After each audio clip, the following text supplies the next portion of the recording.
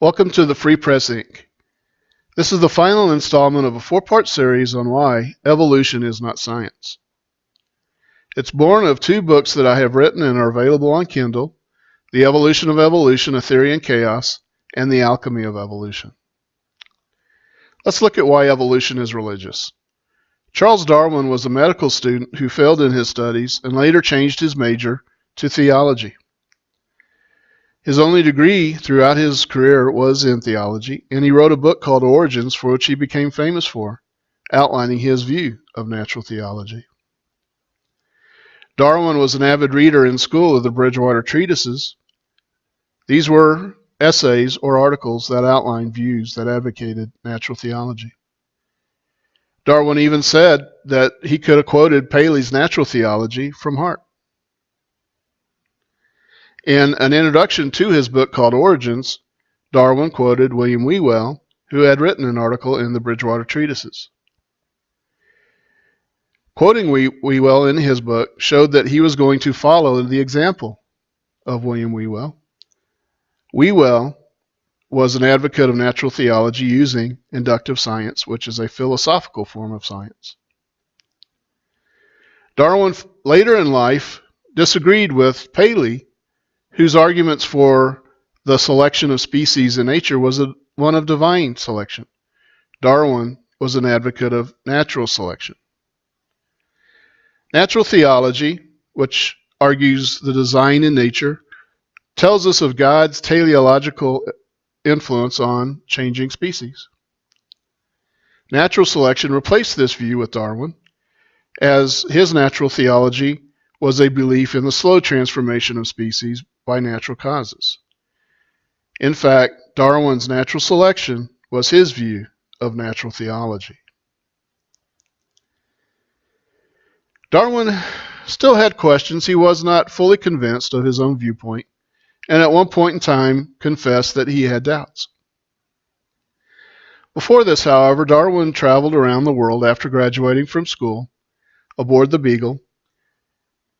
He explored his natural science interests by gathering various specimens, but he wrote to friends and family at home that he looked forward to being a member of the English clergy, which allowed members of the clergy to pursue natural science on the side. Darwin wrote about his favorite philosopher, John Herschel, calling him one of the greatest of the philosophers. This was also in his introduction to The Origins of the Species. Darwin admired John Herschel, who was able to show how through induction one could put together the history and philosophy of theology of the natural world.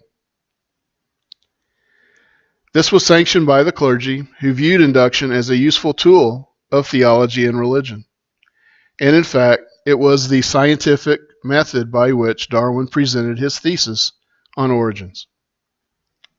The problems with induction are not that many, but are important. The first suggests that a small set of data represents a larger domain, and this isn't always the case.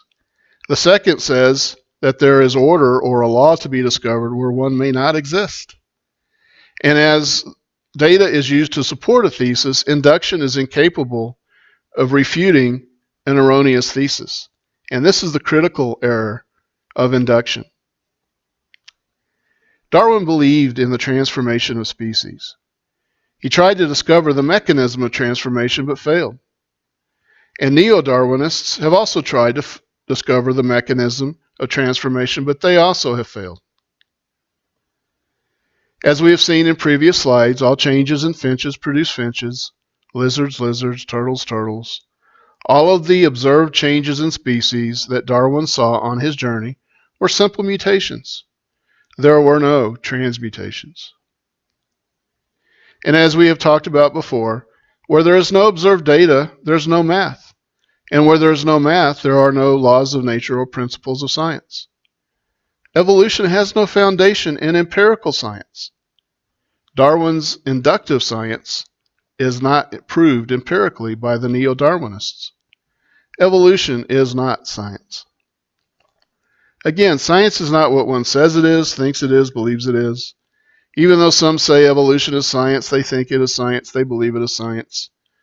Evolution is not science, no matter what they say, think, or believe. Thank you very much for joining me in this 4-part series on why evolution is not science. Please visit me at the Free Press Inc. Leave your comments. I'll welcome both contrary and friendly comments as long as they are respectful and polite. God bless you and have a great day.